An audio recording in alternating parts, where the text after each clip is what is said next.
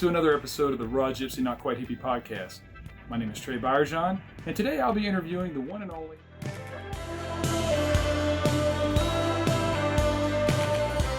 Well, welcome to the podcast, brother. How are you?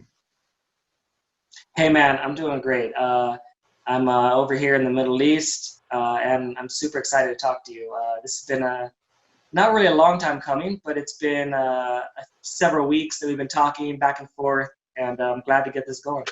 Yeah, man, me too, brother. Me too. So you are in the Middle East. I know that you had told me once before that you're in Kuwait, but then today we were talking and you said you're in Saudi Arabia. Is that right? Yeah, for sure. I like to travel a lot, and I'm not afraid. I know that the American media will make you scared of places like these, and there's always dangers and risk anywhere you go.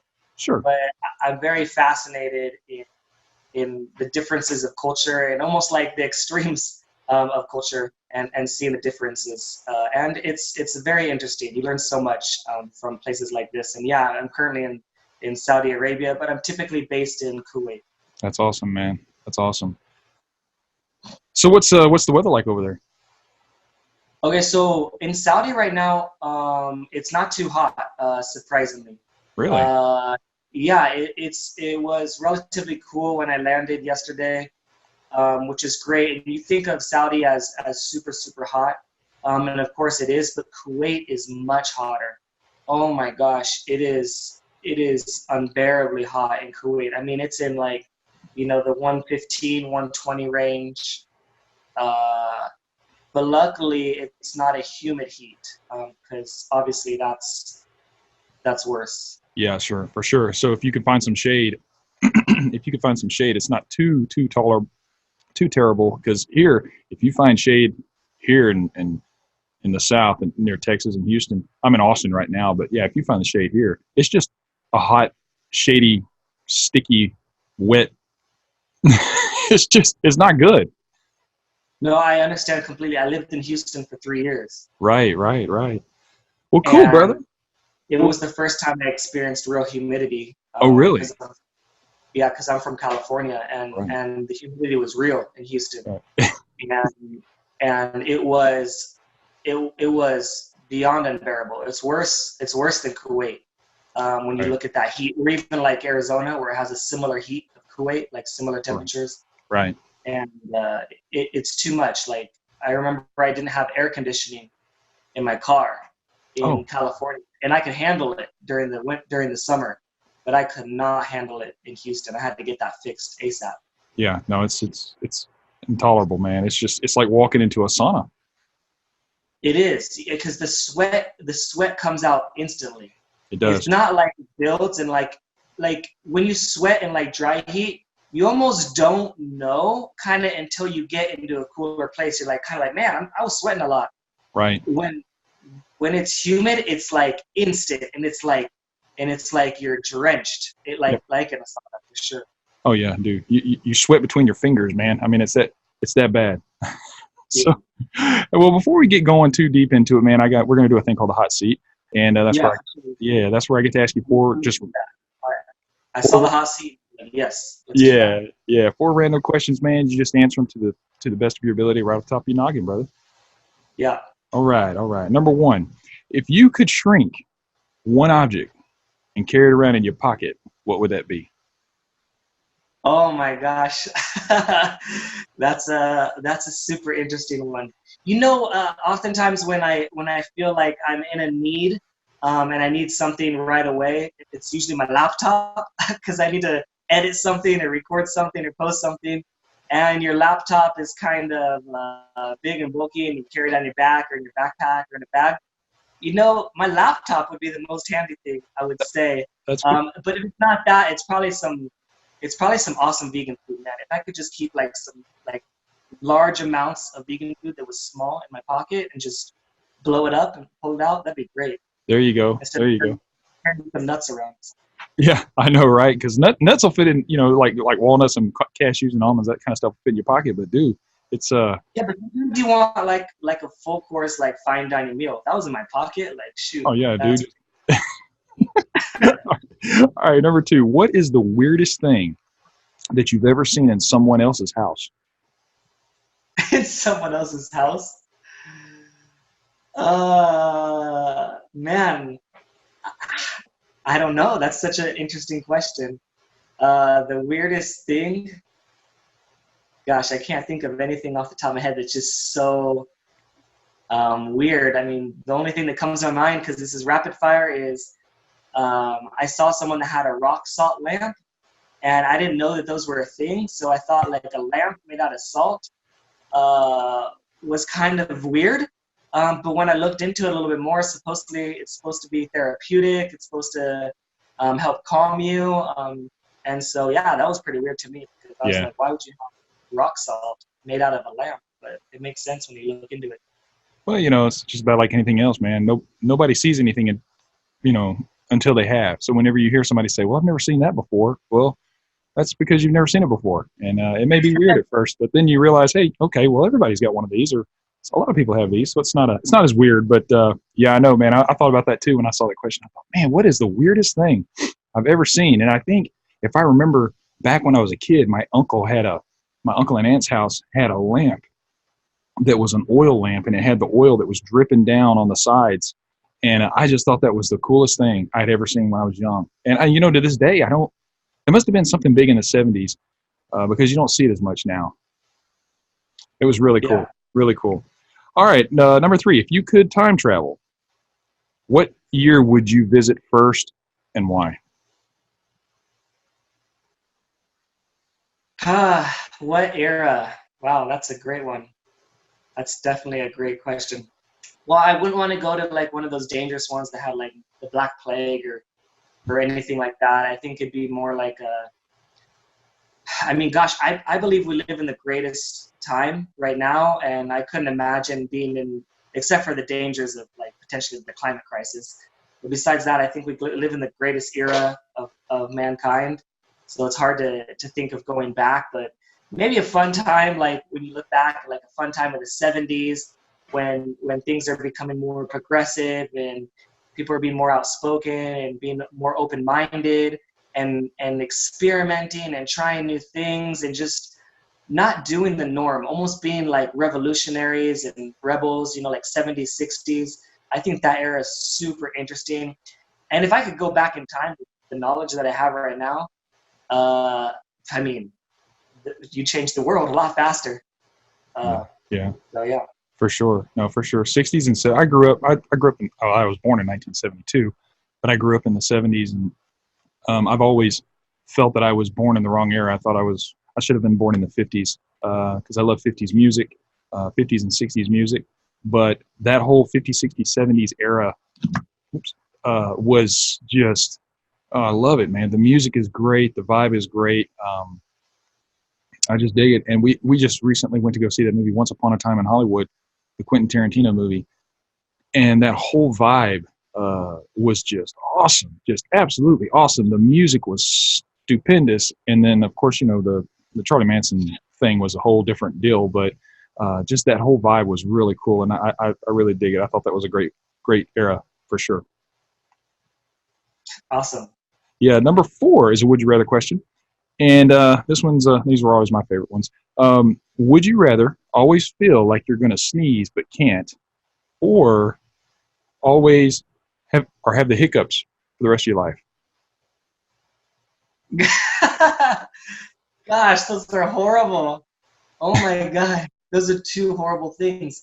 Uh, I mean, no one really likes that feeling of about to sneeze, and it kind of makes you have an awkward face. And then the hiccups, I want those both to end as soon as possible. So having one or the other, I would say once you have something, you get used to it over time. But when you don't quite have it, but it's almost there, it's gonna bother you. Uh, Especially if it's the sneeze thing and you just won't sneeze. Like if you always feel like you're going to and you never do, then you'll never have that relief. So that's probably over time would be the worst. And the hiccups is just something to get used to. It's almost like you ever watch Rick and Morty? Oh yeah. Yeah, so like Rick and Morty, like when he gets drunk and he just starts burping, he just gets used to it. Like it doesn't really faze him. Right. He just alters his speech a little bit, and then he's good to go. Now hiccups suck while you're having them, but if you had them for such a long time, you just be used to it, like anything else. True. True. I've never had a, a severe case of the hiccups, and I know somebody that has, and it was, I mean, it went on for a week, you know, and I've never heard of a severe case. I'm sure it's a pain, but I'm gonna tell you what, I have had, you know, sinus infections or just an irritation where you feel like you're gonna sneeze and you can't, and no matter how hard you try, like you said, you cannot get that relief. It is miserable. So I think I'd Yeah, go with the hiccups too, though. yeah. I mean, I get hiccups when I eat spicy food, and Oh, yeah. that kind of tells me that's your limit. Right. Like, and I love spicy food, but not like crazy spicy where it burns. But when I get the hiccups, it's like, okay, yeah, that's good enough. That's my level. I hear you, man. I hear you. Well, that's cool, brother. That's it, then, man. That's the hot seat. So you did very well, man. You Yeah, did. no, I think that's fun, and it's very creative. Yeah, it's fun. It's a lot of fun. Well, man, you've already told us where you're located and everything. So what do you have planned today, brother? What's going on in Kevin's life today? Yeah, so today I do a lot of editing. So I just finished editing my latest YouTube video on my YouTube channel, the Vegan Luna is what it's called, Vegan Luna. Luna like the moon in Spanish. And I just finished editing that. So now I want to post that one and get that one going on. And then I might meet some people because I plan while I'm here visiting, I plan to do a couple podcast episodes. I like the areas where, like I said, a little bit obscure, a little bit different. People don't get a chance to see, and they're a little bit behind the times. So stuff like podcasts and stuff is a little bit more rare. Like I don't know. I met one person in Kuwait that does podcasting, and so it isn't as common. Stuff like that. So you get a chance to really share some interesting stories. The last person I talked to in Saudi Arabia is the owner of a vegan bakery, and that's who I like to talk to is people that are like making differences, making changes in their community, whether big, whether small. I'm a big believer in every form of activism, no matter how big or small matters. It's important. You need to do that. If you could do more, great, do more. But if you're already doing something, keep it up. So she owns a vegan bakery. And so we just had a great conversation about the dangers of diabetes and the myths behind diabetes and how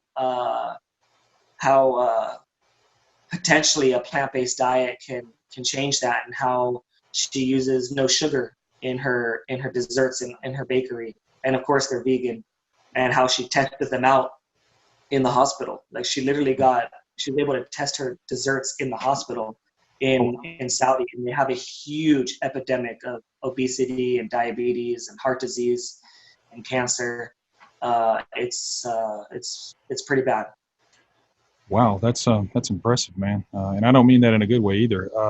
I didn't realize that uh, the Saudi or even the Kuwaiti culture was experiencing some of the same issues that we are having over here in the States with that, with the standard American diet. I mean, talk about that for a second. I know you're normally in Kuwait, but in Saudi as well. Is it similar? What are the cultures there, and what's the food like there? They're very similar. I mean, they just have small cultural differences, based on religion and stuff like that. But I mean, if you look at from the difference between the U.S. and the difference between like almost all the countries in the Middle East, they're so similar to us. It's only the ones that live here or local that really know the differences. And really culturally difference between, like, let's say Saudi Arabia and Kuwait is a little bit more open. So Kuwait is more of a neutral type of country. I mean, there's a lot of Americans and what they call expats. An expat is someone that relocates there Mm-hmm. and there for work or whatever. And the reason why a lot of people might move there is because I'll get into your question in a minute. I'll just kind of explain a little bit. Sure. But the reason why someone might move there is because the Kuwaiti dinar, which is the currency in Kuwait, is the highest value currency in the world. Oh, wow. So it's 3.3 times more valuable than the American dollar, for example. Right. It's interesting. So, yeah, so the value is so high. Now, I don't know exactly the reason why it's so high, but it's the highest value in the world. And so they're relatively neutral and they're relatively open. So, I mean, you don't have to the girls don't have to cover their face Mm-hmm. or wear whatever they want. You could go out and pretty much do whatever you want. It's one of the few countries that alcohol is illegal. So you cannot drink alcohol.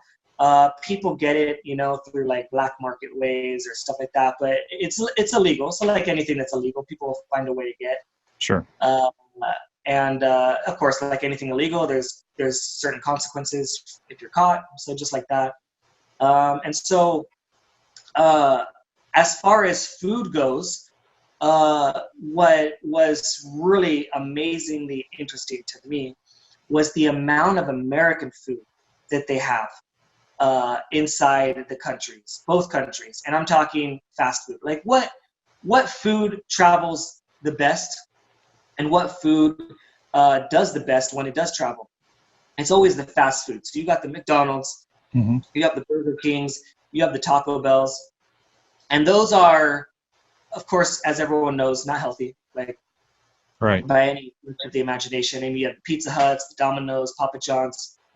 They have all that here. Wow. And because it is so hot for the majority of the world, they do a lot of delivery. So they don't get out much. They don't exercise quite as much. And so they're often sitting and eating. But what is a little bit interesting is they do have a huge amount of gyms. So when they do get out, they do work out. So it's very interesting to see how much a lot of them do work out, not all of them, and how unhealthy they typically eat. They eat out on average more than probably any other country in the world because they have so much money. A lot of their money comes from oil, of course. Mm-hmm. So that's where they get the majority of their money to really support their economy, and they give their people money, which is I really like that idea. I think it's great. So every month at the same time, the Kuwaitis, they get money because just for being a national, so being born in the country, they have perks and stuff like that. They have free healthcare. So things that you might expect, from a country that's doing well financially, taking care of their people. And so that's on that side, it's very good.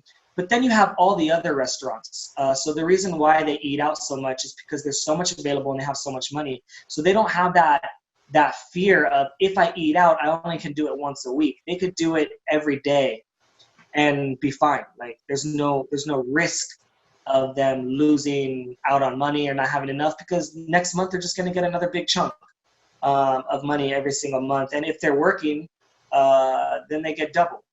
So they're set as far as money. So there's no reason to cook at home unless they just really want to. And there isn't much talk about health. Like you're not going to see too much talks about health. So like in the US, we got to a point where we realized that this food is really not healthy, and they started making a shift and start making a change. Not even about veganism or anything, just a general healthy shift. And you can see that just starting here in Kuwait. You can see a nice shift of health conscious people and spreading messages of health and it becoming popular. So it's really good to see that they're focused on that, but it takes some time. When you get these foods, they're addictive. But they have like the P.F. Chang's and the Cheesecake Factories and all the big restaurants, Texas Roadhouse, a lot of these places that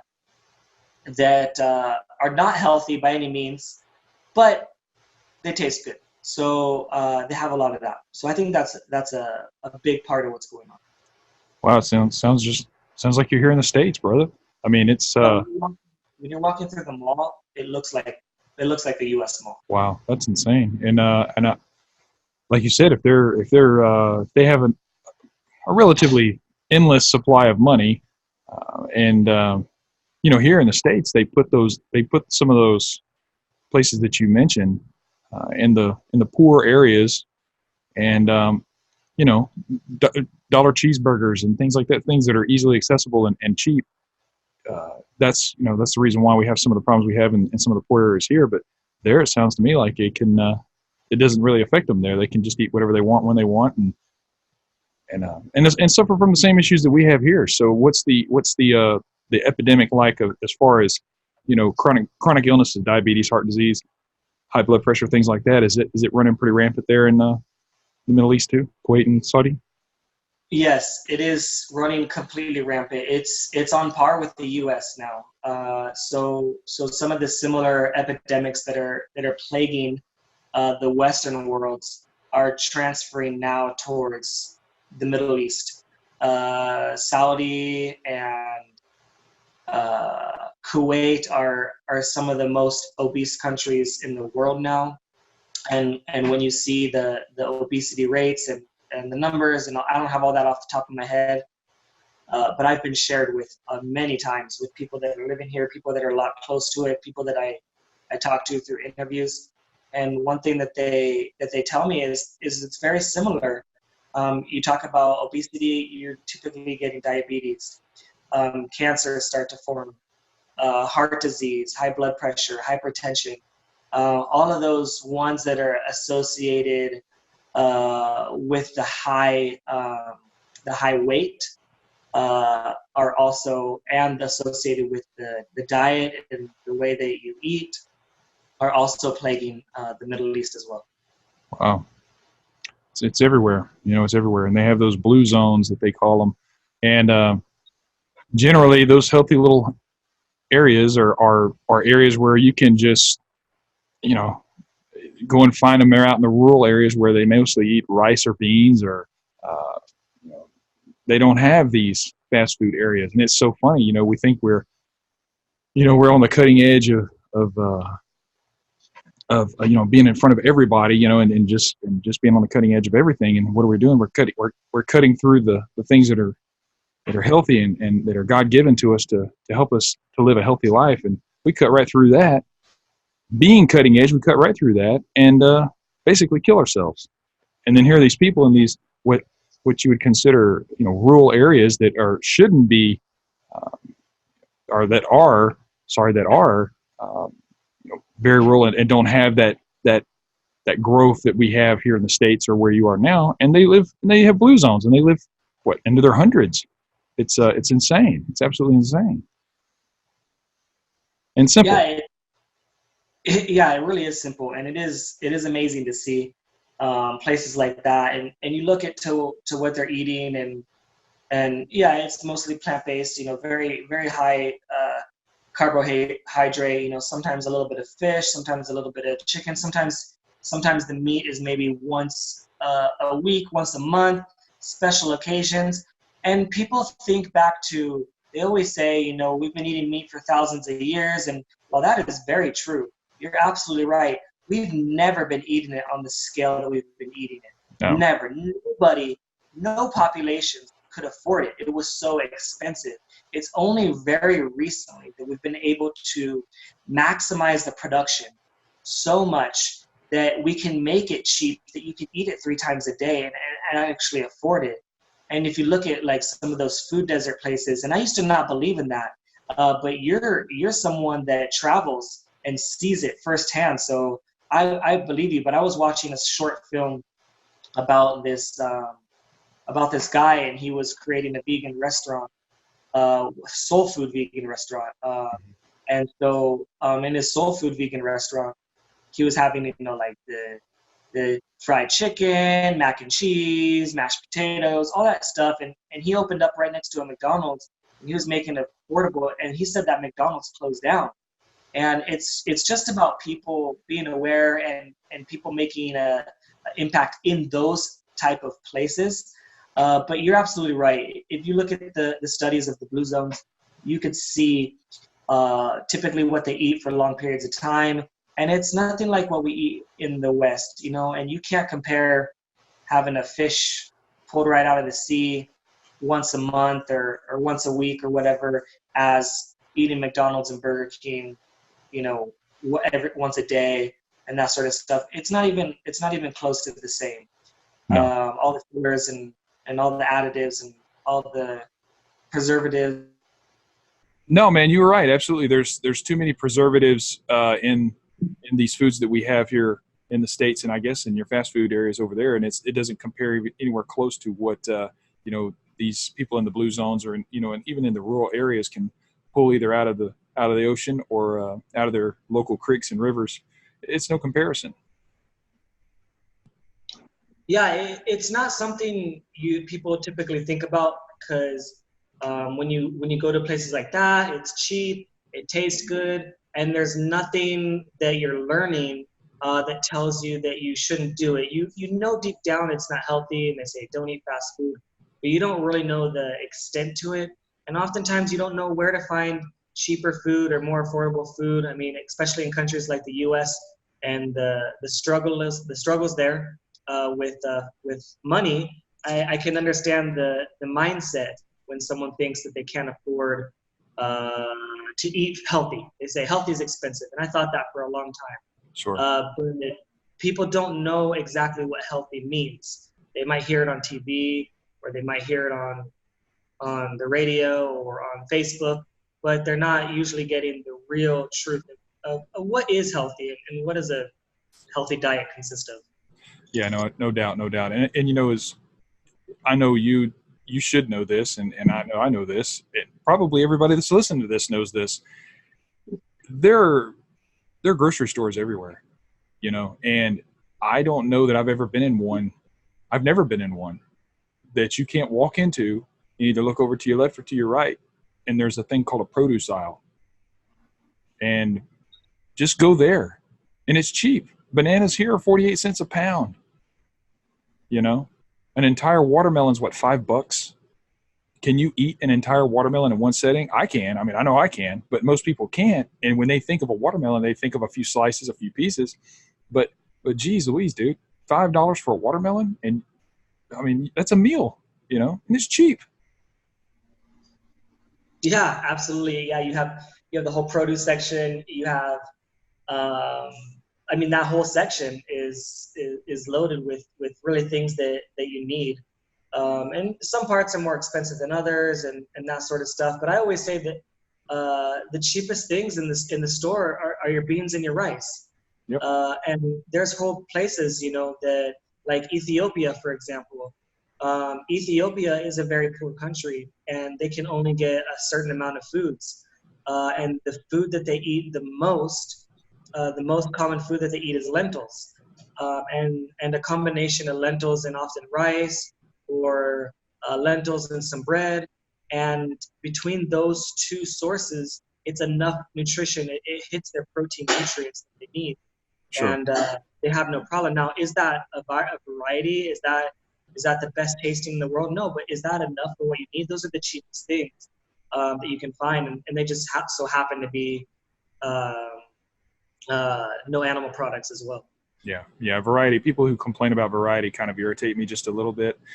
I don't know, I say irritate, that's a strong word, but I almost laugh because, I mean, think about it. What do we eat? We eat burgers, pizza, or Italian. We eat Mexican, and that's about it, bro. I mean, that's about it.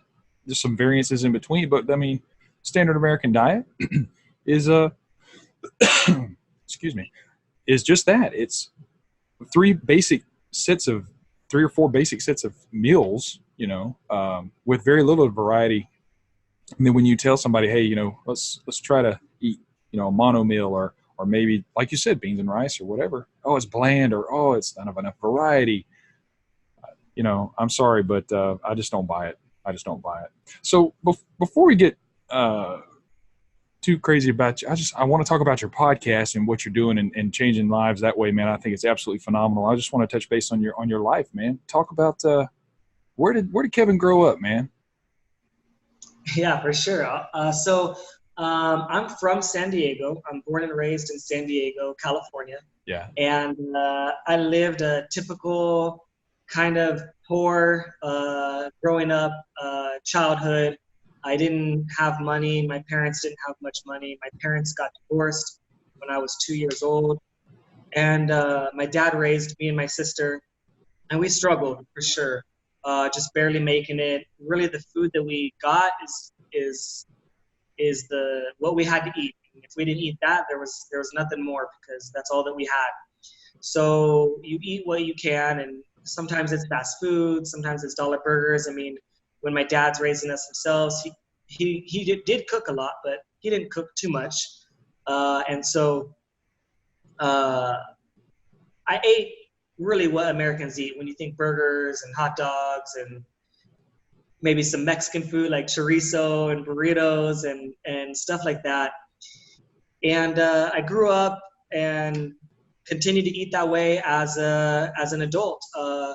I didn't really change too much of how I eat. I think that we learn eating habits from our parents, and a lot of people will think that, maybe diseases run in families, but sometimes when you look down to it, often it's the diets that run in the families. And when you take the same diet, you're likely to get some similar or the same disease, potentially as your parents might get. It only makes sense. And so I ate that way. I ate a lot of junk food. I remember I was taking a college course on nutrition, and it was the first time in my life I was ever confronted with any kind of nutrition education. You don't learn anything about nutrition in high school. You only learn what your parents teach you about nutrition. And I remember we did an activity in the nutrition class, and the activity was about it was tracking what you ate for a week or for several days.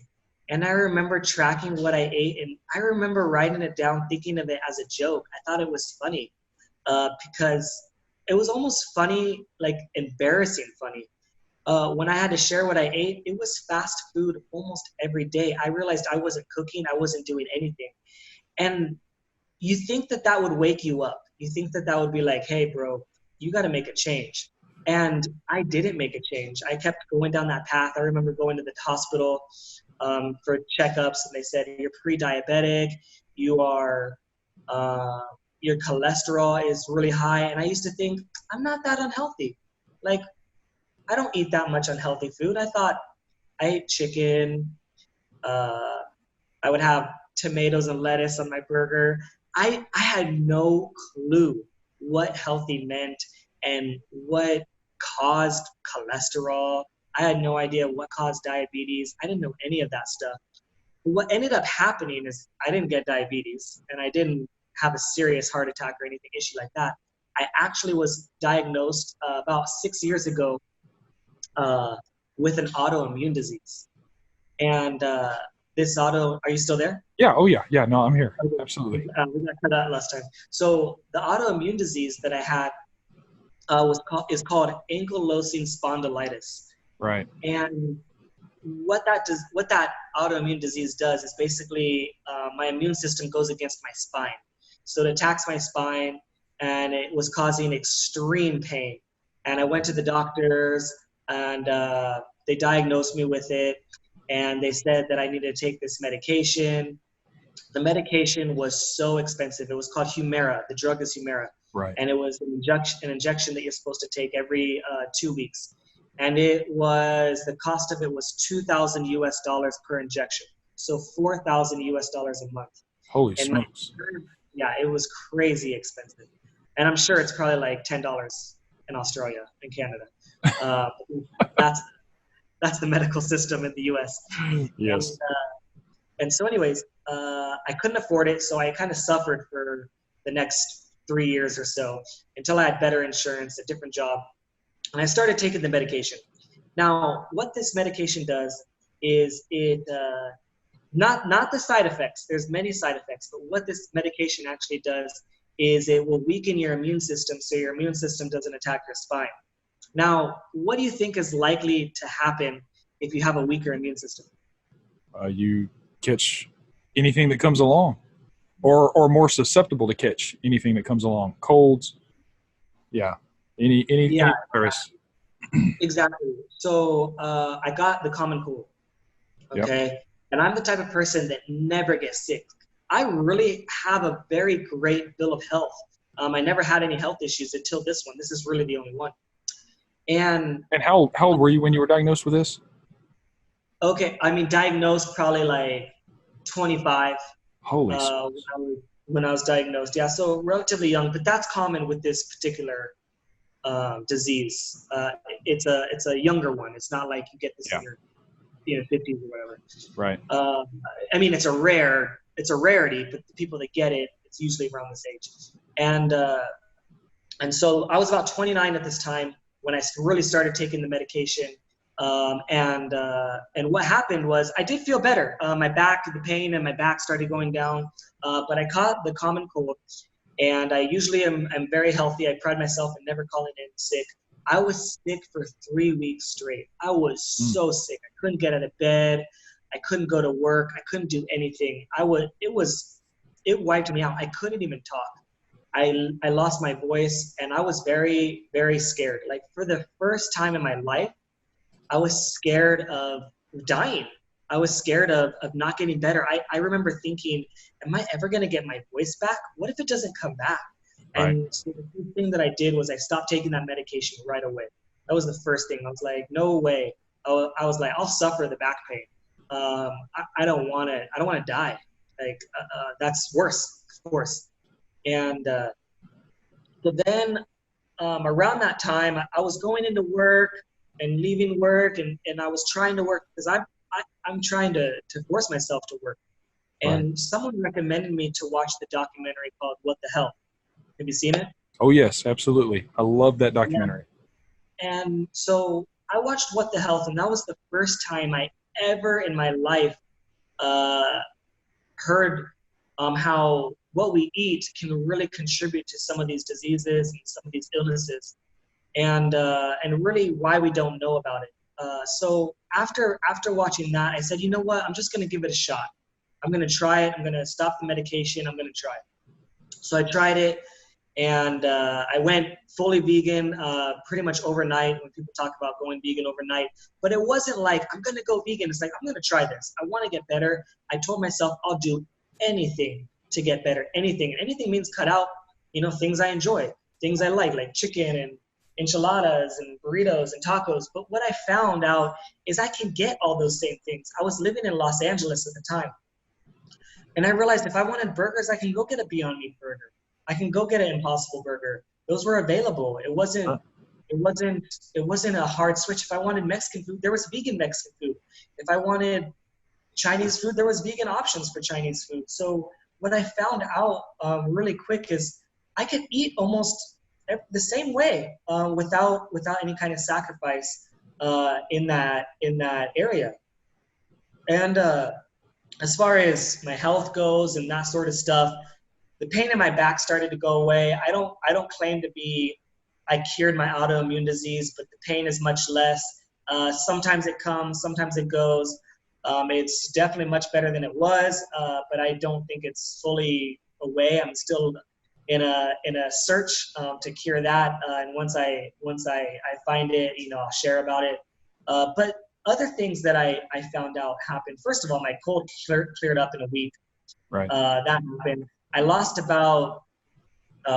I've been vegan now for like a year and 8 months, and within the first 6 months, I lost about 40 pounds.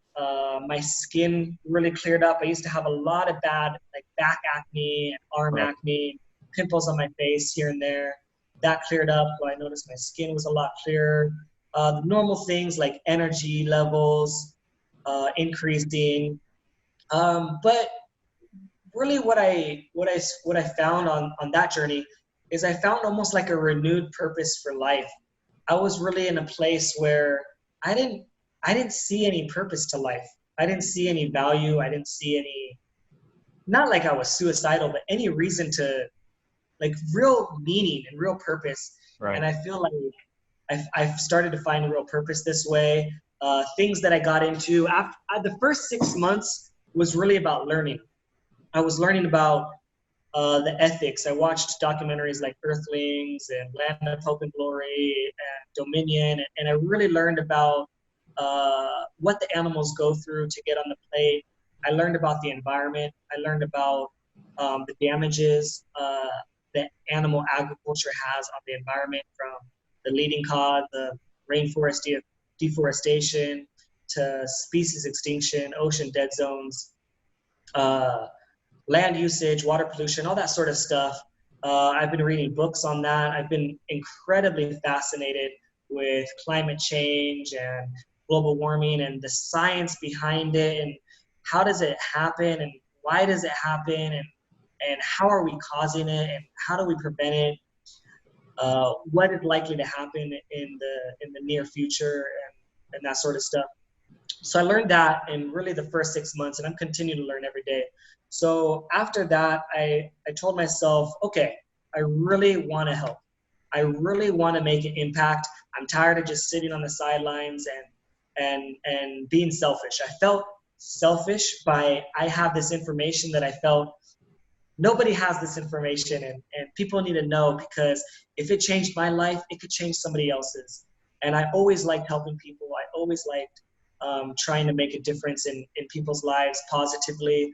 I always wanted to share knowledge and make people's lives better if I can. And so I decided to create my YouTube channel. As I mentioned before, Vegan Luna. I created my YouTube channel. I went really heavy on Instagram, really heavy on Facebook, sharing. I lost a lot of friends. One thing that I found out really, really quickly is people don't want to hear this. People don't want to hear that you changed your life. People don't want to hear that you're making an impact. People don't want to hear bad things about their habits. No one wants to be challenged, and it goes deeper than just I want to eat this food. I mean, you're cutting into people's culture. You're cutting into people's potential religion. You're cutting into. You're basically telling them, hey, everything that your mom cooked is not good for you. You're cutting so much deeper than you might realize. And I quickly learned that, and I learned that it's about the approach. It's about education. It's about finding how to make people aware in a positive way. I mean, I've lost friends. I've had family members that don't talk to me, and I realized that it's much bigger than me. It's much bigger than how I feel or how they feel. If there wasn't activists or people that are being active, I would have never made a change. I would have never made a change in other people's lives. If the people that didn't make the documentary What the Health ever thought that it was important to share that information, I would have never had that information. If I only hear the information from the big corporations and the pharmaceutical companies and the animal agriculture and the government and what they want me to hear, I'm going to do what they want. I don't always believe that what they want is in our best interest. If it was, we wouldn't have the epidemics that we have. And so that was the first thing I started doing, and then into the podcast, which is really what your question was all about. Then I decided to start the podcast, and how that came about is my dad died about 2 years ago. He actually. That was 2 years ago. That was 2 years ago. Yeah, a little over 2 years ago. Oh wow. Okay. And, he committed suicide, and I talk about it openly. Yeah. I think it's been a very powerful thing for me. I don't, of course, I love my father. I miss him. He was my role model. He was my world. He was my everything. But I try to. It really woke me up. I think I was sleepwalking. I think I was just doing what they wanted us to do in the system. You go to school, try to get good grades, try to get a good job, and try to work your way up the corporate ladder. And I think that's exactly what they want us to do. And it kind of woke me up, because when he passed away, he didn't leave any reason why. There was no signs of depression. There was no signs of him leaving this world so suddenly. And so we were left with just questions of why. You can only speculate. Was it money related? Was it fighting with the wife? Was it the job? Was it the kids? Was it the government? Whatever, you ask a lot of questions, but I can only come up to my own conclusions. And what I immediately summed it up to was money. I think he was very scared because he was nearing retirement. His health wasn't in the best shape, and he had nothing. And I think that he felt that if he had nothing left over, how is he going to survive? How is he going to make it? He did the same job for 40, 50 years, and he hated it. He hated it so much, and he never had enough courage to make a change. And I looked at my own life afterwards, and I said, well, how can I make a change there? So I thought, well, how can I be smarter about my money? How can I potentially look at other jobs or other avenues? How can I look at other things? So I went on almost an exploratory mode, and I started trying new things, trying different things. I became really open-minded. I was very closed-minded, very narrow-minded. And I think his sudden death opened my mind. So shortly after that, I went vegan. Shortly after that, I started exploring other opportunities for work and trying to find out, instead of what am I doing that people want me to do, what am I going to do to make myself happy? So I started exploring that. And I came across this guy. His name is Gary Vaynerchuk. He goes by Gary V. Right. And he's a big entrepreneur. He creates lots of businesses. He's a social media guru. And I really watched his content. And the one thing that or a few things that I learned from him is about not listening to what people say, not listening to what society tells you to do, not listening to all the negative feedback, and just making yourself happy, looking for ways to make yourself happy. And he inspired me to create my own YouTube channel. He inspired me to create my own podcast. And he just says, just go for it, just do it, and just fail and just try. And there's a saying that says, it talks about growing a tree and planting a seed and planting a tree. Mm-hmm. And it says the best time to plant a tree to plant it and grow a tree is 20 years ago. And the second best time is now.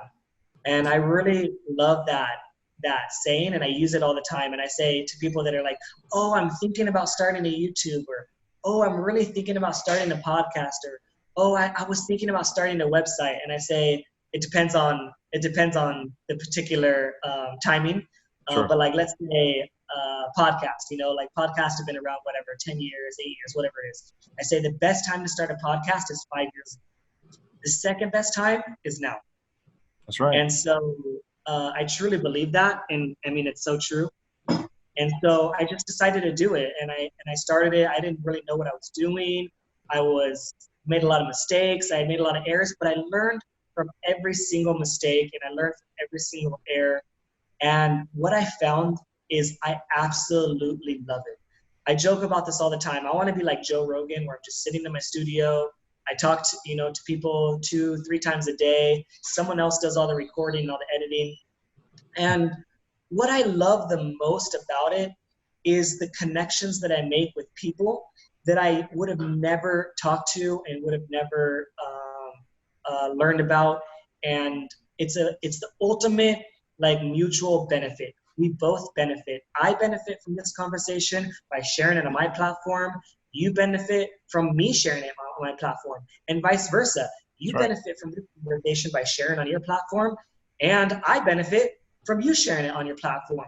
My followers become your followers. We learn each other. It's cross promotion in the most purest, selfless sense. And I really love that part of it. I think it's so fun talking to people. I've always been a talker, and I really enjoy this. I think the best decision I ever made in my life, and I wish I did sooner, was going vegan. And I think the second best decision is starting a podcast. Oh yeah. Because this is super fun, and you learn so much. What people don't realize is I learn something from every single person I interview. I learn way more than I ever would have in school. I learn way more than I ever would have in college. I learn more than I would have ever learned at a job or from my knucklehead friends. Yeah. I learned a lot because people that decide to do a podcast or decide to do an interview, oftentimes they're change makers. And oftentimes they are seeking to make positive results in the world and make the world a better place. And you could really learn from their experiences. And the same thing, the same reason that reading a book from someone that had an incredible story makes you smarter and wiser and more educated is because you take 40 years or 50 years of experience and you condense it into a short amount of time, and you grow from that much faster than you could from any other kind of medium. And and podcast and sound is amazing. And what I really focus on when I share my podcast, like really my philosophy is very similar as yours. I want to know why did you go vegan, and I want to know how you're being active. And the reason why is, first of all, there are so many different reasons why people go vegan. I have had people that go vegan for their health. I've had people that go vegan for environmental reasons. I've had people go vegan because of what they've seen in a slaughterhouse or footage that they never heard. And there's so many other reasons. People that struggled from a disease, they cured the disease, they reversed it. I have a friend that reversed type 2 diabetes. There's so many reasons that people decide to go vegan. And I want to share those reasons because that story and why people go could connect to someone. I don't know who's listening right now, but if somebody is struggling from an autoimmune disease and they could take something from my autoimmune disease and how I was affected, and it makes them a better person and they're healthier, they suffer less, I'm so happy to make that difference in that person's life. The second thing is going active. As I spend time on social media, Facebook, Instagram, YouTube, and I read through the comments, and what I find a lot is people saying they're more vegan than you, or they're that holier than thou philosophy, and I'm more active than you, or you should do this, and I really hate it. So what I want to share is that there's so many different ways that you can be active. Some people cook. That is amazing. Cook and do your thing and share about your recipes. What I encourage people to cook is I say, hey, create a recipe book. Hey, create an ebook. Hey, make videos. I even offer to make videos for people. I've offered to many people to make videos. If you look on my Instagram or my Facebook, you'll see videos of food that I created for someone else. I'll take the footage and I'll create the video. I'll do that, and I think that's a way that you could really be active. I know that people that talk to people on the streets, showing slaughterhouse footage and Anonymous for the Voiceless or Cube of Truth, or doing active movements like protests, that's also being active. And that's what people think of. Doing a podcast, making a YouTube channel. There's so many different ways that you can be active. So on my channel, I want to share the ways that people are being active and why they went vegan, to encourage people that are doing something positive, keep doing that. And two, you can do more. You might have an idea that comes to your head, or that we share on the YouTube channel that you just run away with. So for example, I was messaging someone on Facebook just recently, and I told them, they were talking about going through the drive-thru. They said, oh, what if, they're like, you know what, I really don't eat fast food. I think it's unhealthy. I don't want to eat fast food.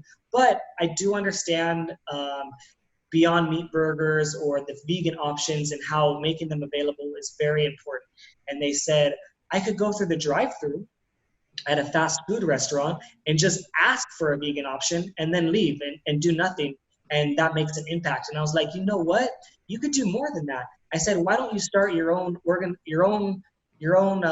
group and send out emails, send out letters, and really target specific organizations and asking for vegan options, and just take like 2 hours out of a Saturday or 2 hours out of a Sunday, get a group of like 5 to 10 people and just blast individual organizations. And she's like, you know what, that's a great idea. And right away she created a page. I forget exactly the name of the page. I can look it up. And she created a page right then and there, invited people, and she decided to take that action and go through it. And all I did was share the idea. And I'm all about sharing ideas and getting people to do small things to be active. A lot of people that are vegan, they're like, I love the message. I love what we're doing. I want to help animals. I want to help the environment. I want to help people, but I just don't know what I can do. I can't do anything. I'm in this area. I don't have this. They make a lot of excuses what they can't do. I want to cut all those excuses and say, well, if you can't do that, try this. If you can't do that one, try this. And I just want to basically make a world where there's no excuse not to be active for this planet and for the animals. Well, yeah, absolutely. We get one. You get one planet, one body, and we were fortunate enough, blessed enough for that to be given to us, and we seem to trash both for some reason or another. That's what we do, and I can't for the life of me understand why we do that to ourselves and then to the planet, then turn around and ask for prayers or you know, we ask for GoFundMe pages and things like that to try to bring awareness to something that we basically kind of created on our own. And like you said, just get up, do something, make an impact. You make an impact with yourself first. I've mentioned this before. If I treat the plant-based lifestyle, I did it for health reasons. I did it for selfish reasons, and I had to. I didn't have a choice. And some people will say, well, we did it for the animals, for ethical reasons or for environmental reasons. Like you said, there's usually three reasons: health, environmental, or ethical. I did mine for health, and I had to be selfish and think of myself. And like I said, it's almost like being on an airplane, and when they tell you, hey, when the oxygen masks drop, make sure you put the oxygen mask on yourself first. That way that you can help others. Well, I can't help animals if I'm not healthy and living a healthy life. I can't help the environment or the planet unless I'm healthy and living a healthy life. And but you said you've lost friends and people along the way, and you have to understand that this is food is deeper than religion or politics. Very few people will refer to their religion as theirs. I mean, they'll say, I am this, I am that, but very few refer to their religion as theirs. Very few people refer to politicians or political beliefs as theirs. But by God, when they talk about food, that's their bacon, that's their pizza, that's their burgers. I'm not going to give up my bacon. I'm not going to give up my pizza or my cheese. First of all, it's not yours. It's not yours to get. It's not yours to give up. That was a living, breathing organism that was taken, or fluids from another living, breathing organism that was taken, and it's not yours to get. And it's death, and that's unfortunate too. People are what you eat, and if you're eating death, that's what's going to be the outcome. Is death. Some slower than others. And that's unfortunate. It's unfortunate. I was looking up. I've done some research on a lot of autoimmune disorders, and ankylosing spondylitis is definitely one of them. And it's kind of funny that this one has peeked its head or reared its head here recently. It's almost like things come in cycles, and heart disease, diabetes, and things like those things have always been around, but it seems like I had never heard of ankylosing spondylitis until just here recently. It's all over everything. It's everywhere. And I'm always kind of curious, and it may be the conspiracy theorist in me, but I always wondered why now? Why is this so prevalent now? But in general, it's just an autoimmune disorder. And I don't say that lightly, but multiple sclerosis is an autoimmune disorder. There's so many autoimmune disorders, but they all come from inflammation. And Dr. Brooke Goldner had a great webinar the other day where she talks about inflammation, where it comes from. And inflammation basically comes from either animal fat or omega-6 fats will produce it as well. And we tend to ingest way much more than we should in those areas. And if you will reduce the inflammation, you can reduce the disease. And most diseases, if not all, are due to inflammation. You said your acne cleared up. That's a result of inflammation. You said your ankylosing spondylitis cleared up. That's due to inflammation or the removal of it. And so, yeah, absolutely a vegan diet. And you go a step further, to a whole food plant-based diet. Then you can go an even step further and go to I eat a raw plant-based diet. And at the end of the day, if we can eat food at its closest natural form, it's going to be better for us. If you just got to get there, you just got to get to the closest natural form that it was designed to do. And we're designed to eat a specific way. And I think if we just do that and get out of our body's way, it'll heal itself. It's funny. You said you got a cold and it lasted 3 weeks. Everybody wants to fight for the cure. Everybody wants to find the cure. We can't even cure a cold. Think about that for a second. Your doctor cannot cure a cold. You can't. Your body heals itself. And that's a good example that because the medication that you were on, it took 3 weeks for it to heal. And I think, would you say you're changing your diet pretty much did that? Usually it takes a week, 7 days, something like that. You just took 3 weeks.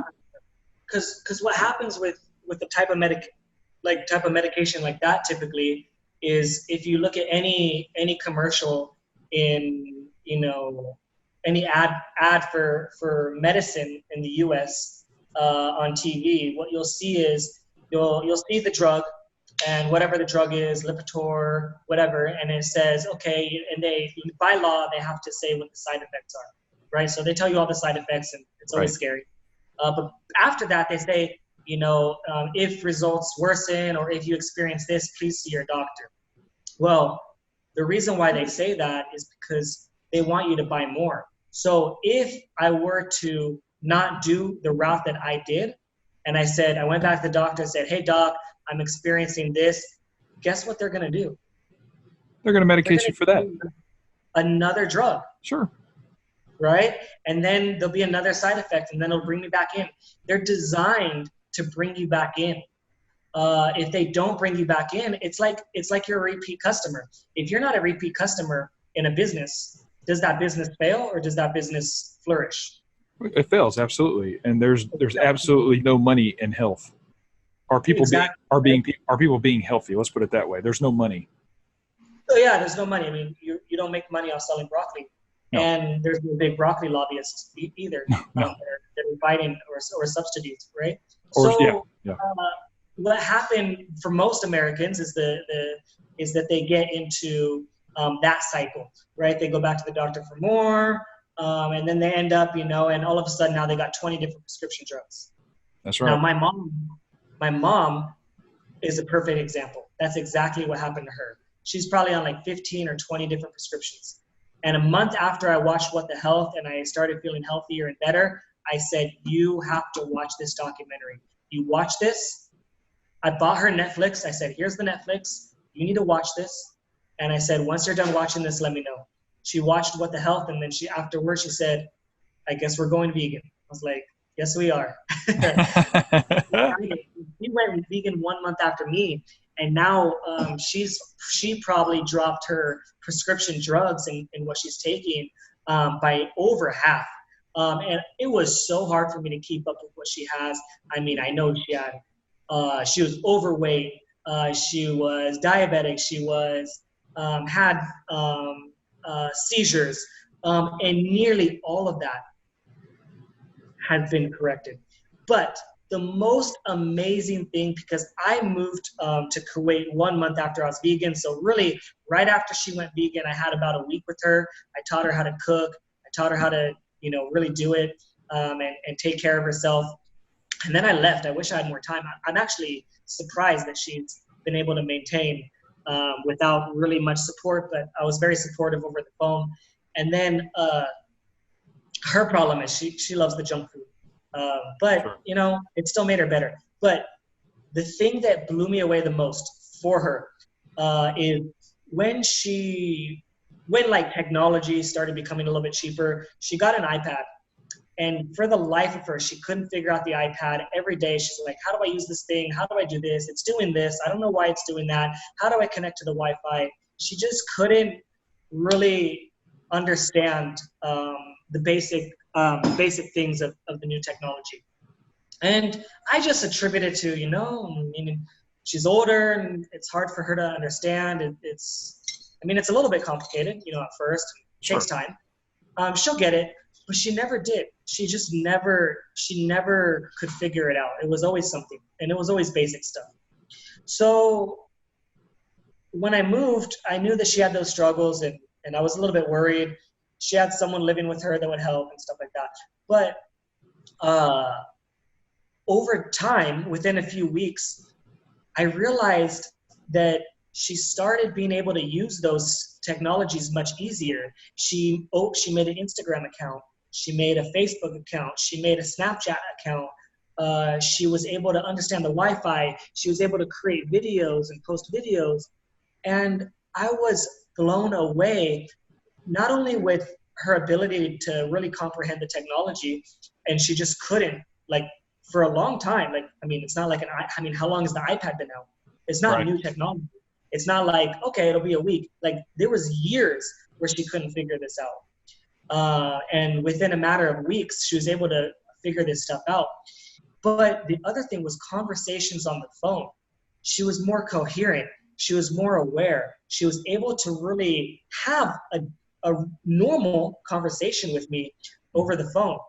And I later found out that when you don't eat these animal products, your blood clears up. The amount of cholesterol and saturated fat that's blocking your blood, it flows everywhere. Sure. Oftentimes people don't realize that something like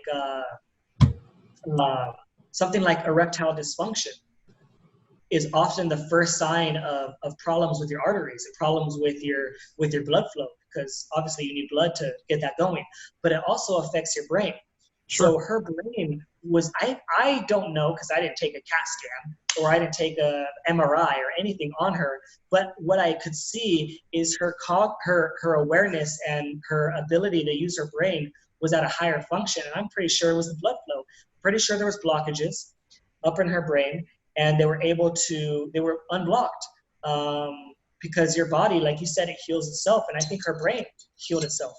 Oh yeah, I think, you also have to think about this too. If she was on high cholesterol medicine, I'm not trying to diagnose her by any stretch of the imagination, but if she was on any kind of high cholesterol medicine, that would be because your liver is struggling, and you will have elevated liver enzymes.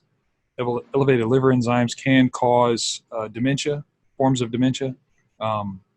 It just, depending on the severity of it. And so the removal of the cholesterol, the removal of that, the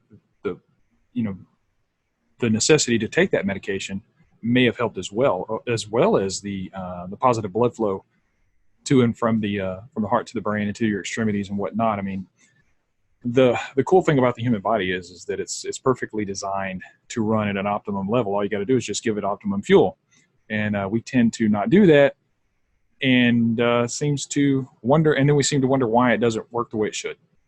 So yeah, absolutely, that could have been the reason that she was having trouble,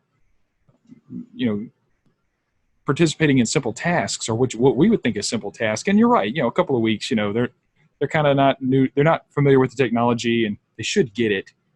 That length of time, yeah, that could be a good indication of what she was going through. You talked briefly about your dad, and I know just from past interviews that you've had, I know that family means a lot to you. I can tell, I can hear it in your voice when you talk. You talk about your dad, and he had committed suicide. I wanted to touch on him if I could right quick. What's his name? What's your dad's name? Gene. Gene. Yeah. That's awesome. That's awesome. I have an Uncle Gene, my dad's brother. He's passed away recently, but yeah, I had never heard your father's name, man, and I just wanted to put a name to the story, and it's it's an incredible thing that he did. He took you and your sister, raised you guys, did the best that he could, or probably a job that he hated, like you said, and did the best that he could, and provided you with the life that he thought he was doing the best that he could. Was it the greatest? Were you rich? No, of course not. But were you suffering? It didn't sound like you were. You sounded like you loved your dad, and I think he instilled this drive in you, that is Yeah. obvious. Is obvious, and I think him, doing what he did, it could serve as a wake up call to you. You know what I mean? It could have very well just been a catalyst that turns your life around. That who knows how many people you're going to touch. And I think that has a lot to do with it. So I people wonder, why? Let's just take it what it was. It was an event. It was a sign. It was a catalyst that sprung you forward. And who knows where you would have been if he would still be around. And I think he did. I think he did what he had to do, and now you're doing what you have to do, and you're reaching people that you never thought you would reach before. Think about that for a minute. It's impressive. It's absolutely impressive. So we got to give him much love for first of all raising you the way he did, and instilling that drive into you, but and also in the turn being that catalyst that sprung you forward. Yeah, I'm appreciative every day for what he did, and you wish that he didn't make that last decision, his final decision. Sure. Be that. There's always a better way, and if he was only able to talk, and that's why I think talking and sharing your feelings and sharing how you feel are very important. I think that as men in today's society, we're taught to hide our feelings. We're taught that showing our feelings is a sign of weakness. We're taught that men don't cry. You need to be tough, and all these sort of things that are just true. I believe that we're a lot more similar to females than we want to give ourselves credit to. Like, we are all human, and we're a lot more similar than we are different. If you look at the similarities and you add up the differences, it's literally like we're 95% similar and 5% different between male and females, but society doesn't teach us that. Even from a young age, as we're born, we are taught that girls like pink, and before you're even born, your parents are painting the room pink and buying Barbie dolls and stuffed toys and stuff like that. And in the boys' room, it's like airplanes and cars and trucks, and the room is blue. And even as the ceremony for deciding if it's a boy or a girl, it's pink or it's blue. And it's just forced on us from the time that we're born. And I think that a lot of his feelings were repressed because he wasn't taught that it's okay. It's okay to share. It's okay to let go. It's okay to feel all of the emotions, because they're there for a reason. We have feelings and emotions for a reason, and I think that I've learned that, and I try to express them all, and feel them all. I think it's important to feel them. If you try to suppress them, it's always going to mount up in some kind of negative way. But beyond that, he taught me to work hard. The reason why I work hard, and we got finished talking in my time at 1 a.m. Last night, and I was up at 6:30 a.m. And that's not normal. That's not every single day, but I have no problem. And when I think about it, the small amount of suffering that I might go through on a day-to-day basis is nothing. It pales nothing into comparison when I truly look at the victims in this world, whether you look at humans or non-humans, and the animals. And the amount of torture that they go through, about 70 billion land animals a year, 2.7 trillion marine animals. That kind of suffering is nothing compared to, again, a little bit of sleep every once in a while, or even a family member dying. How many family members die in animal agriculture? Like, they're seeing their babies ripped from them. They're seeing their loved ones killed right before their eyes. They're seeing their friends slaughtered in horrible ways. So it's horrible. You know what I go through, but it's nothing compared to what some other people and animals go through. No, absolutely. I mean, you know, I I see all life as precious. You know, I grew up, you know, in the South. I've told my story before. I grew up in the South, and I grew up in a very Christian conservative home. Um, I'm pro-life, and you know, during my time as a non-vegan, um, you know, I hunted and fished, and I killed a lot of deer, and I caught a lot of fish. I ate a lot of fish, and I always considered myself pro-life. And but then when I went vegan, I uh, you know, for, of course, first plant-based, and then later on to realize that I didn't need to have those those animals, and they didn't need to suffer and die. Pro-life took on a whole new meaning to me. Um, I realized that, hey, you know what? All life is precious.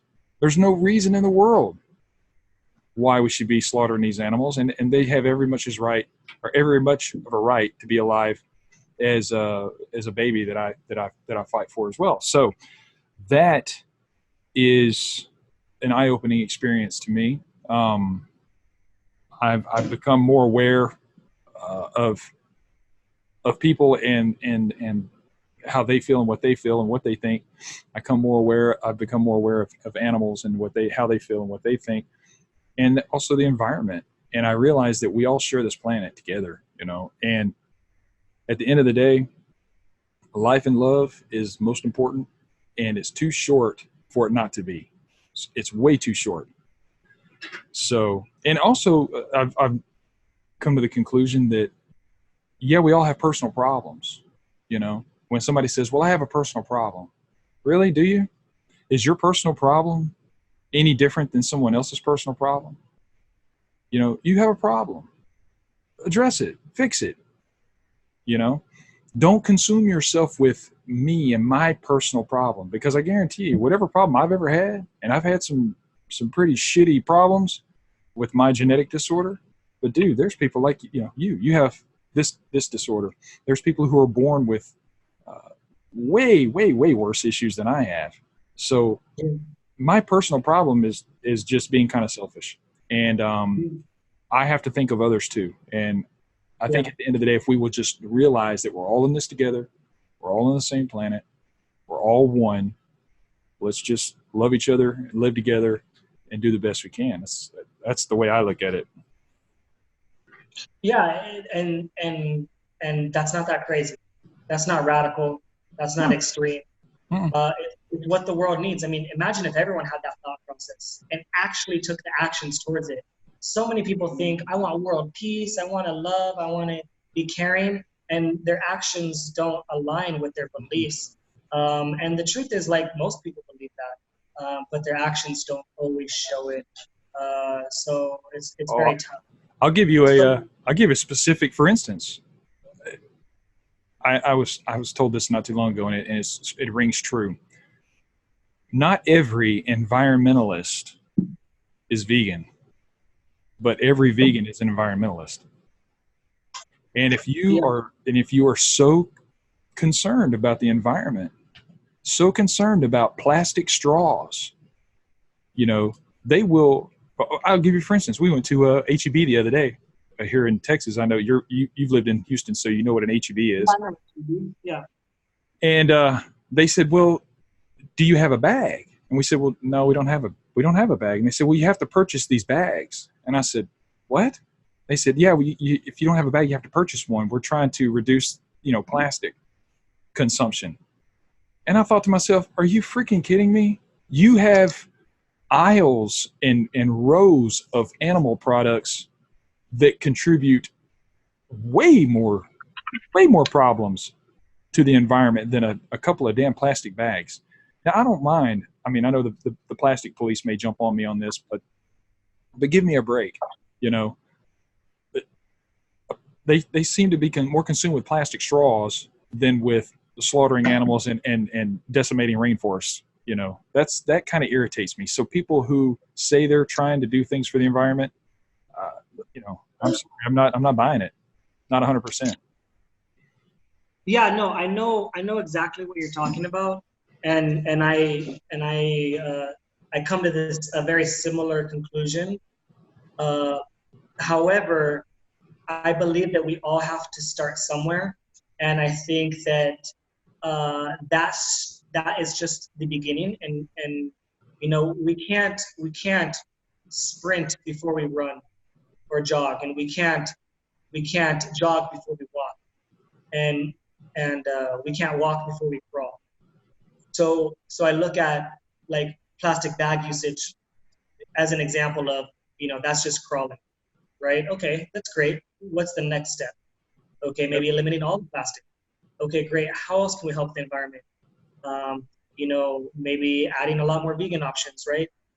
So those are like the different stages. So I don't look at it as, it depends on the individual. If it's like, what, we made it, we finally accomplished this, and that's it. We stop there. That's a problem.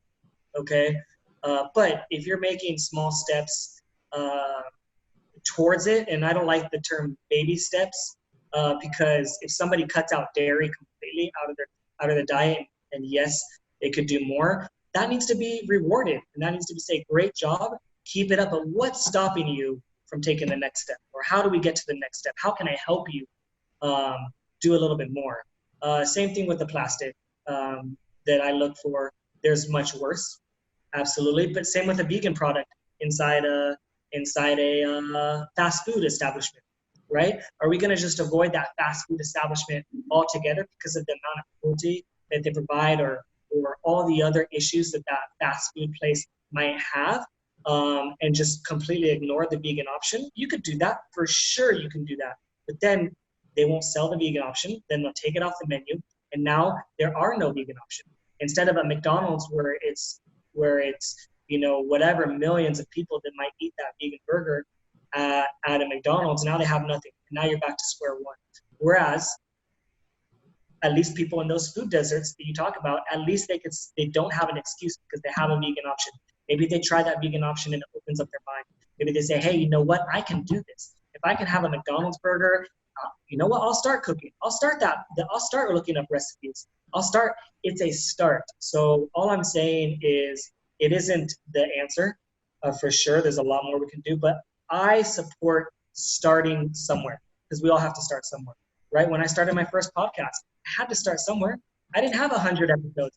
I didn't have 1,200 episodes like Joe Rogan. I had to start with episode 1. And eventually, hopefully I'll get to episode 1,500, but I have to start at episode 1. So that's my philosophy on it.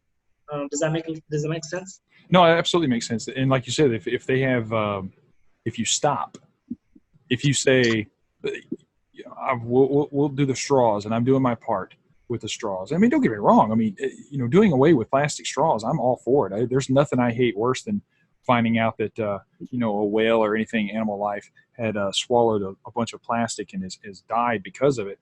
I don't want to belittle that at all. But my point is that you have governments who will jump on the straw bandwagon, the plastic straw bandwagon, but the second you mention no beef, no chicken, no eggs, no dairy, things that are subsidized and where they're making super, incredible amounts of money, they will be quick to shoot you down or belittle Yeah, it. I love, I think, right. I love, somebody had asked Al Gore once, because of his documentary, Inconvenient Truth, they asked him about eating plant-based, and he said, "Oh no, you can't take away people's cheeseburgers." And those kinds of remarks, or those kinds of I don't know, the hypocrisy of wanting to do one thing. I mean, look at Leonardo DiCaprio. That guy, he walks the walk and talks the talk, man. And I applaud him for that. I don't agree with everything he says, but politically speaking, but I do admire the guy for being able to step up to the plate and go, hey, look, man, I'm here for the environment. I'm here for the ethical treatment of animals, and I'm going to do my part, and I'm going to go plant-based. And he does. And so when the government will pick and choose their battles, all the while behind the scenes, shaking hands, making deals, and diverting your attention. That kind of stuff irritates me. And we Yeah. all make a change.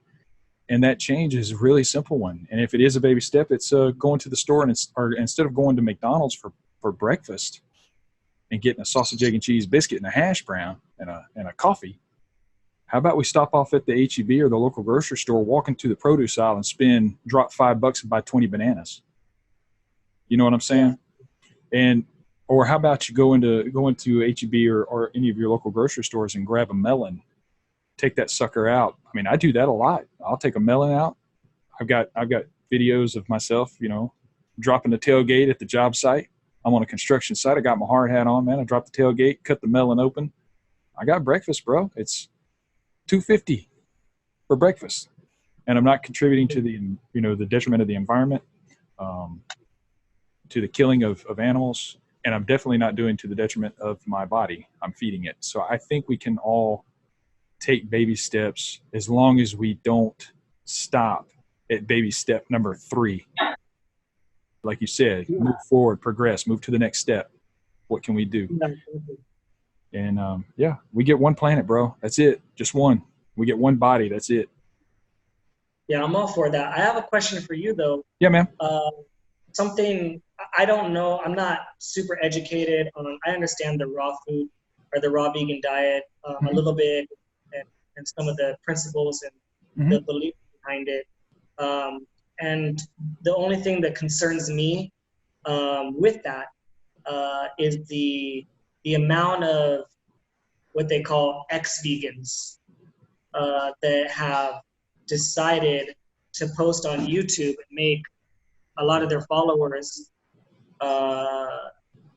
understand that they have no longer decided to follow the vegan diet or vegan lifestyle. And oftentimes they have some health issues that come arise, and they share about their health issues and why they think it was caused, and they're not doctors or diagnosed. Some make mistakes or whatever. What do you have to say to those particular YouTubers? I don't have to mention any names, but you know probably what I'm talking about. Yeah, I know exactly what you're talking about. Those and the connection, like, why is there a connection between the raw vegan diet and ex-vegans? I guess why is there a connection there? Well, let's look at the raw vegans, or let's look at the ex-vegans for a second, who claim to be raw. Okay, raw alignment, Elise. She's even claimed herself that she was never fully raw. One video, she claimed that she had brain fog and just having issues, and that it all cleared up when she went to a raw vegan diet. Well, then all of a sudden, for some reason or another, she got brain fog again. I'm not a doctor. I'm not going to diagnose her. But several others that have become ex-vegans who claim to be raw, they're how old are they? I mean, let's talk about that for a minute. These are 20-something-year-old kids who are life coaches. They're lifestyle coaches. They haven't even lived life yet. How can you be a lifestyle coach and you haven't even lived life yet? How can you be a raw vegan and expect to have a healthy life and you're doing water fasts just at will? I mean, you just, the next thing, the next fast. I gotta do a juice fast. I gotta do a watermelon fast. I gotta do a water fast. And then I say that, and then you look at the vegans, the raw vegans who have made it last. Okay. Dr. Doug Graham. The guy's 40-something plus years vegan, raw vegan. The guy's an Olympic athlete. There's Chris Kendall with Raw Advantage. The guy's 15 plus years vegan. Looks amazing. Incredible shape. There's so many more, but they don't get the limelight because they didn't switch over. They didn't switch back.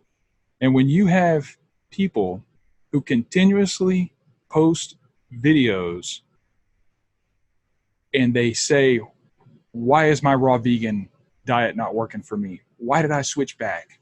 It's clickbait, bro. I'm sorry. I don't buy it. I don't buy it for a second. Here's the thing. The raw vegan diet or the raw food diet is the closest thing to me, in my opinion, it's the closest thing to perfection. And I'll give you, for instance, our bodies are designed to specific. Do what? The closest thing for what? Say it again. To perfection. Oh, okay. To perfection. And the reason why I say that is our bodies are designed to eat a specific way. Okay? People, it's my opinion, it's my theory that we're frugivores. Okay? Can we eat grains and legumes and things like that? Absolutely. Of course we can. But you know what? We can also eat chicken. We can also eat eggs. We can also eat cheese. We can also drink milk. And I think that affects us differently. And to me, in my opinion, if you have people who say they're lactose intolerant, they're not lactose intolerant. They're just not baby cows. And then people say, yeah. And then people say, well, I'm gluten. I have a low tolerance for gluten, or high tolerance for gluten. I'm sorry, low tolerance for gluten. I'm gluten intolerant. Yeah, okay. It's probably glyphosate, right? Okay, well, stop eating grains, dude. That's, don't do that. People very seldom say, well, I'm fruit intolerant. I'm grape intolerant. I'm orange intolerant. I'm banana intolerant. Now, that doesn't mean that people can't have allergies. I understand you have allergies. People do, but that's usually environmentally induced, genetically induced, things like that. But at the end of the day, cooked food is dead food, whether it's plants or not. It's dead. You cannot take a baked apple, seeds and all. You bake an apple, you throw it in the oven, you bake it. You can't take that apple and go put it in the ground, dig a hole in the ground, put it in the ground, and it'll grow a tree. But you can take a fresh apple, dig a hole in the ground, throw it in the ground, water it, and it'll turn into a tree. So cooked food is dead food. Raw food is live food. Now, do I have all the answers? Absolutely not. But I do know that when I eat raw, I don't have gas. I don't have indigestion. I don't have, my joints don't hurt. I'm well hydrated. Most cooked food is dehydrated. They cook most of the water out of it. Look at spinach. You don't think spinach has a lot of water in it? Throw a big bundle of spinach in a pot and cook it and see what happens to it. It fit in your palm of your hand. It's because you just cooked all the water out of it and some of the nutrients, and all you get left is some fiber.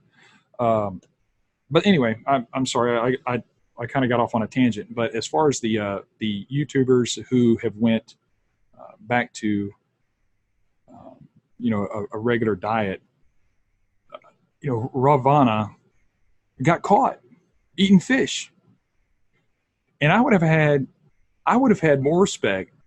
And I loved Ravana, man. She was one of the first people I followed. Her smoothies just. It was simple for me, and I thought, oh damn, man, here we go, man. I can make a smoothie. Here's this young girl. She's got great recipes. She's full of life. She's vibrant. I can do smoothies. It was easy for me. She's one of the first people I started following. So I would have had more respect for her if she would have come out and said, hey, look, guys, this just isn't working for me. I'm not feeling it. I'm going to go back to eating this way. This is what I think my body needs, blah, blah, blah. That's not what happened. What happened is somebody caught her eating a fish. And you can see in the video, she took her hands and covered it. Yeah, I saw it. That was not due to brain fog, okay? That was not due to lack of nutrition. That was due to you got caught. So now it's my raw vegan diet was causing it. No, I don't buy that, man. There's just too many success stories out there that contradict that claim. I'm sorry. That's just. I want to touch on a few things you said. I think really you're opening my mind more. I think when you say raw food is alive and dead food is dead, and you use your analogy to the apple, that's great. I think that makes a lot of sense. Mm-hmm. And then I think that you're right about a lot of them being young, and a lot of them, I think they're trying to find perfection. Especially for an example like Tim Sheep, for example. He's a good example because he is in like this search for finding the most perfect diet ever, where like almost like a diet that could make him live forever, which it doesn't exist. And his he was at the one of the top athletes in the world in his field, Mhm. and doing it on a vegan diet. So he was there, he made it. What else do you need? So I think people are in constant search for more, for better, and they're gonna try as many things as they can. And what they're tarnishing when they do that is not just their name or their reputation. What they're doing is they're tarnishing the efficacy of veganism, Yep. right? Yep. Veganism is not a diet, all right? It's not a raw vegan diet. It's not a whole foods plant-based diet. Those are diets in themselves, right? Veganism is just causing the least amount of harm as practically possible to animals. So I hate when I hear the word ex-vegan, personally. You were never vegan to begin with. Once you're vegan, you will be vegan for life. You don't suddenly say, I'm for animal cruelty for today and I'm against animal cruelty tomorrow and I'm back on animal cruelty. You're either against animal cruelty or you're for animal cruelty. So Mhm. you will always do your best to not contribute to animal harm, no matter what the costs are. I'd rather starve than do that. And some people say, oh, well, it's hard. Oh, I wasn't. You know what? Bring snack. Like right here, I have some pistachios. Okay. I always keep something with me um, that I can eat or snack on in emergency situations. I'm in Saudi Arabia, for goodness sakes. It is not easy to find vegan food all the time very quickly, even though there are supermarkets, and it is still pretty easy. But maybe I'm in the airport and I'm traveling and there's nothing. I always have backup, like the pistachios. So there's no such thing as an ex-vegan, okay? You're either vegan or you're not. You can be plant-based, and that's fine. You could try a plant-based diet and then you're off a plant-based diet. But you were never vegan to begin with because you don't turn that switch on and off. And I think that you helped clear up some of the things and some of the reasons why. And I think you're right. Every person that's not vegan is looking for a reason to find a flaw in veganism. So the second that somebody decides that they're not, it blows up in the media, but you don't hear the stories of the successes. And that's just the way it is in media. Of course not. Of course not. It's not clickbait. It's not. It's not going to get somebody to click that YouTube channel and get views. And controversy, bad or good, is going to cause somebody to click. And if you click it, the YouTube will register it. If you comment, you suck, YouTube will register it. If you comment, God, this is the greatest decision you've ever made, and I can't wait to change my life and do the same as you did, YouTube will register it. So, or acknowledge it. So it's sad. It's really sad. And I struggle with kids, and I say kids because I'm 47 years old, man. I still feel relatively young. Hell, I feel like I'm 16, and it's weird for me to say Yeah. these kids because a 22, 23, 24-year-old is not necessarily a kid. They're an adult, but to me, they're a kid. And honestly, when I was 22, 23, 24 years old, if I went back in time, I would slap my 20-something-year-old self and go, "What the hell, dude? What are you freaking thinking?" So I have experience to draw from. And let me tell you something, brother. I have eaten a shitty diet. I have eaten a keto, or not a keto. I've eaten an Atkins diet. I've eaten low fat, high fat, low carb, high carb.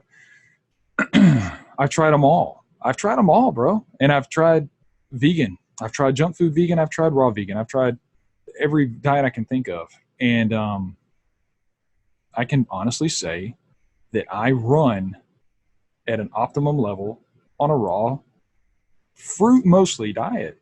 I'm not talking about, uh, cashews and peanuts and or nuts, a lot of heavy fats. Yeah, those taste good, but if I eat mostly fruit, mostly leafy greens, I never ever have gas. I never ever have indigestion, and my joints never ever hurt. I cannot say that on a cooked vegan diet. I can't. Yeah. I can't. I just can't. And you know, it's funny. I did an interview with. It's out right now. I did an interview with Rebecca Rosenberg, who healed herself of MS, and she was vegan. She was vegan for ethical reasons, and her cholesterol used to be high. When she became vegan, her cholesterol dropped to below 200, which is where they want you to be. Yeah. But she never could get past 170. Never could. Yeah. She went raw vegan, and her cholesterol dropped down to the 140s for the first time in her life that she could, you know, that she was recording it, of course. So I think veganism is, you know, plant-based diet, veganism, for one, veganism, like you said, is not a diet. It's a lifestyle, and it's for the ethical reasons and for environmental reasons, of course. I think eating that way will help you health-wise. Hell, being vegetarian will help you health-wise. But vegan is the next step.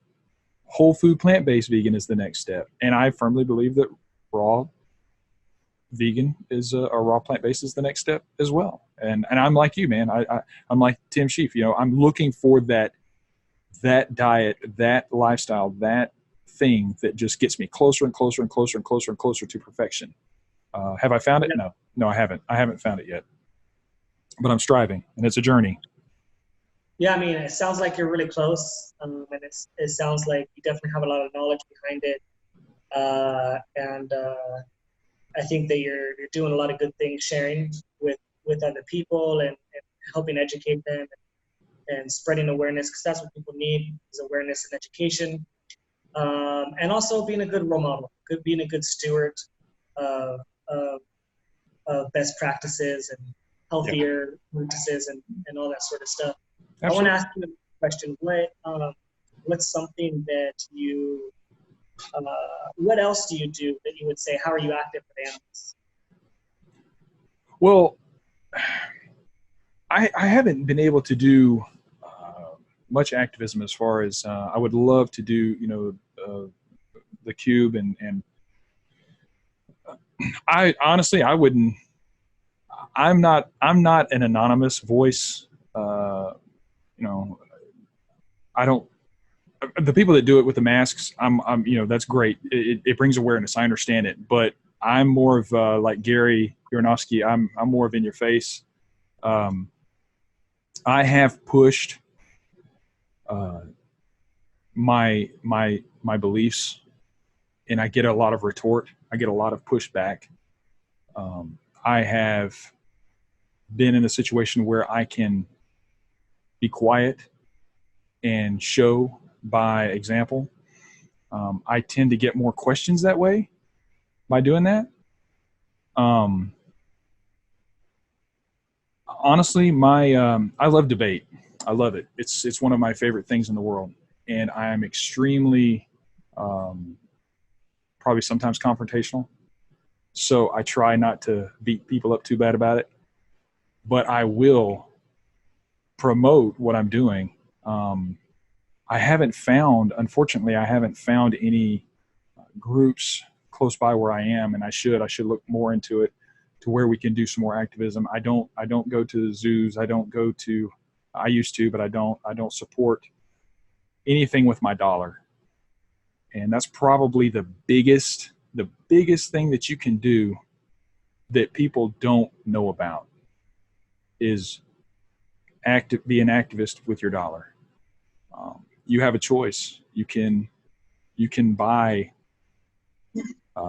if somebody says, "Hey man, go buy me a pizza," just tell them, say, "No man, I don't buy pizzas, bro." Same thing with alcohol. I'm not a big proponent of alcohol. And somebody tells me, "Hey man, go buy me a beer. Would you go buy some beer?" I said, "No, I don't drink beer, so I don't buy it." So one of the largest, one of the largest and the quietest ways of activism is with your dollar. And that's probably the best that I can do. Is it the loudest? No, it's not. And I wish that I could do more.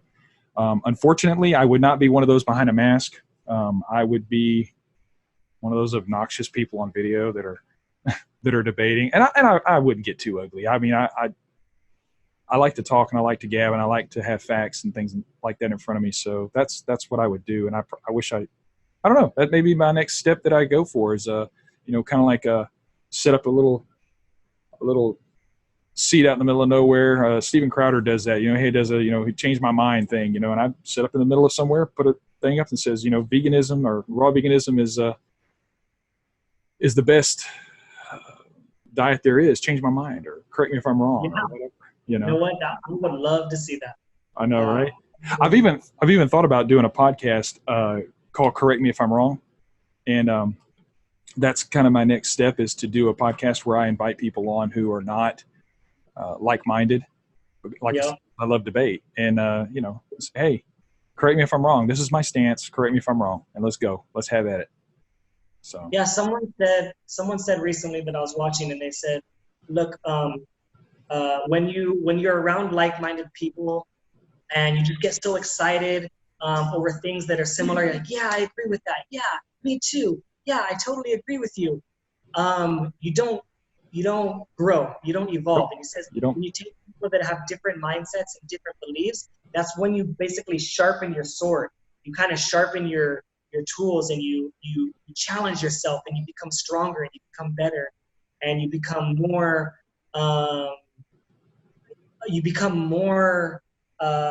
really sharper, really, and really more in tune with either what you believe in, or you might even change your mind a little bit on a couple ideas. You might change a little bit from time to time, like maybe this conversation with me and you is going to alter you a little bit, and maybe open your mind to, hey, you know what, I could get a little bit more active. I could do the things that I love. I could do the debates. I could set up a sign and have someone record me, and post it on YouTube and that sort of stuff. And that's all I'm talking about. I can sense inside you, and I always get this same sense with a lot of people, because I've asked this question a lot of times, and what the people tend to feel is a little bit guilty, and that guilty is, oh my gosh, I should do more. No, it's not that you should do more. It's ask yourself. Don't let me tell you. Ask yourself, could you do more? Maybe you can't. Maybe you're maxed out, and that's okay. Maybe you're doing every single thing in your power, and that's okay. Maybe, you know what, you want to spend your free time on your free time. You want to enjoy your time, and you don't want to spend all your time advocating for animals or for lifestyle, and that's fine too. But maybe you haven't asked yourself that question. Sometimes people don't ask that question. Could I do more? Is there something else I could do? And even, like you say, voting with your dollar, that is active. You're absolutely right. That is one of the most powerful things that we could possibly do. Don't sell yourself short. You're saying that might not be as impactful. That could be the most impactful thing that you do. We don't know the impacts. We don't know the ramifications down the line. All we know is that we have to keep trying, and we have to just keep evolving, keep being better people.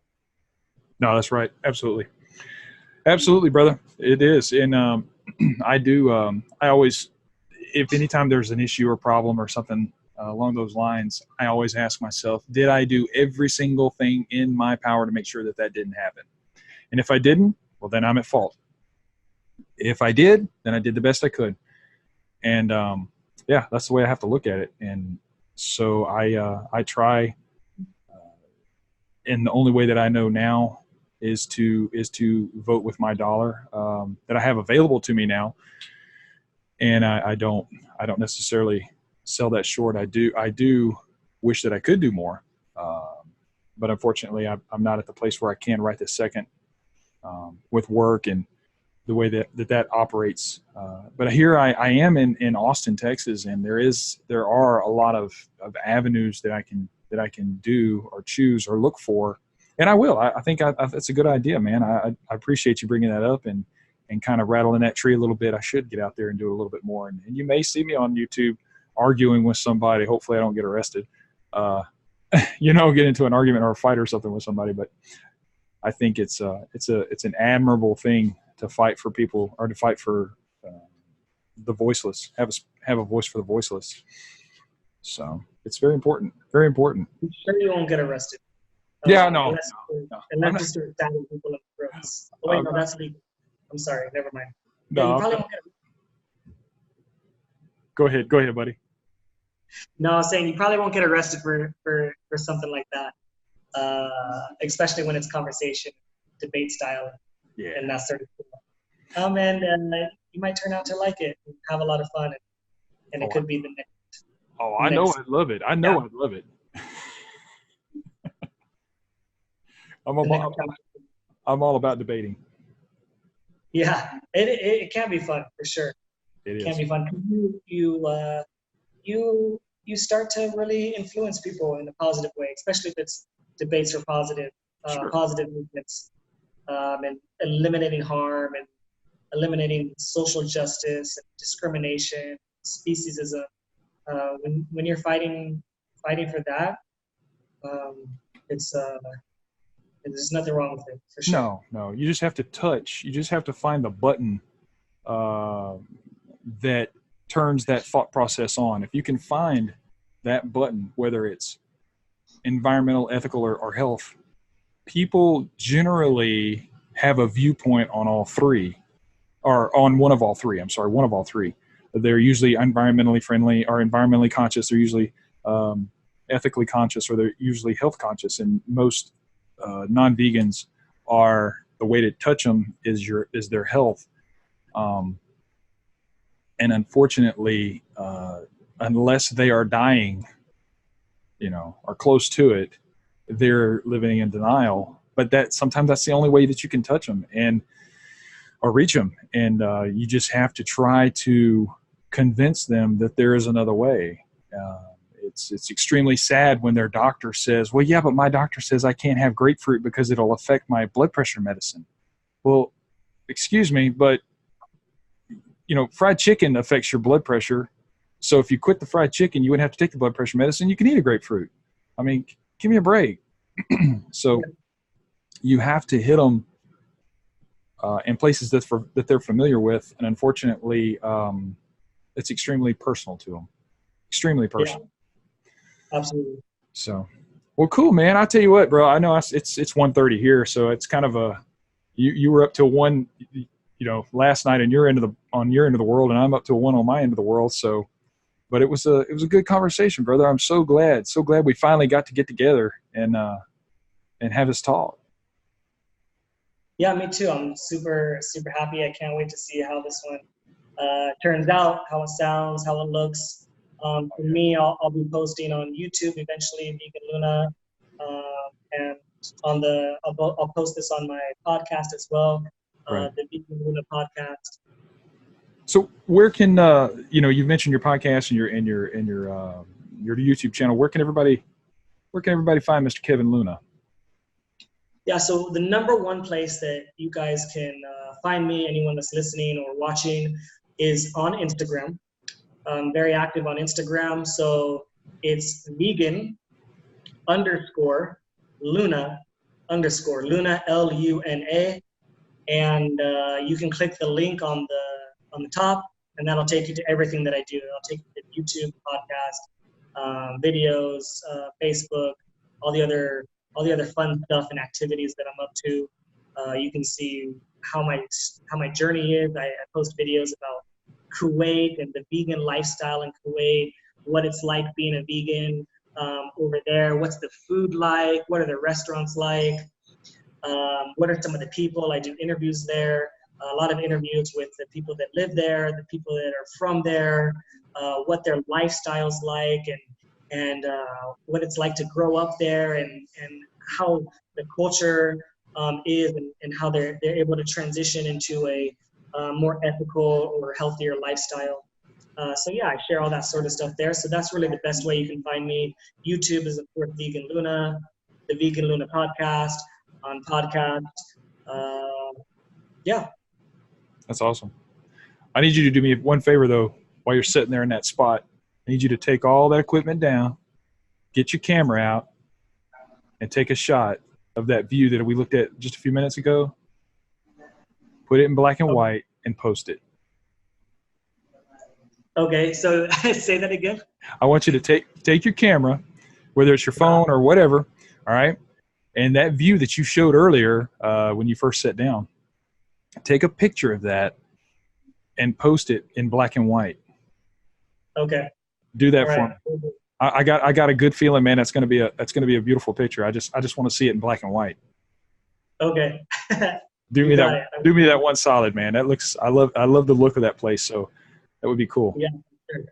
Yeah, you got a lot of cool stuff around there, man. Take advantage of it. You're in an area, you know, of the world that not everybody gets to experience, and you know, photographs tell stories, and you have, you know, a culture there, of people there that not a lot of people get to see, especially Yeah.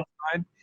And those photographs, yeah, the interviews are awesome, they're great, but the photographs go a long way, and they tell stories. And I think that you could touch a lot of people with them. You know, just look at the architecture and some of the just some of the more simple things, and you know, just a little old lady or something just standing there looking off at nowhere, a child, anything. Just you're in a great spot for it, bro. To take advantage of it. Yeah. For sure. And you're creative. You can do it. Yeah. All Yeah, right, thank man. you, man. I love what you're doing. Keep up the great work. You've been a huge inspiration to me already. I love your tone. I love your demeanor. I love the way you ask questions. Your non-judgmental kind of attitude, even though you claim to be, but I haven't experienced it. No, And no. so, yeah, keep up the great work. I think that you have a huge, bright future ahead of you, and I'm excited to see what you do. Thanks, brother. Thanks, man. No, I pretend to not. I pretend to be judgmental, but I'm really not, man. I'm easy like Sunday morning. You know, so it's all good, dude. It's all good. I get irritated, but that's okay too. We all get a little irritated sometimes. Yeah, for sure. Well, cool deal, That's normal. man. You have a great day, brother, and be safe, and take some pictures, man. I want to see that beautiful city where you are. I do. All right, you got it. All right, man. Take care. All right, you too, buddy. All Thank right. you. Peace out. Talk to you.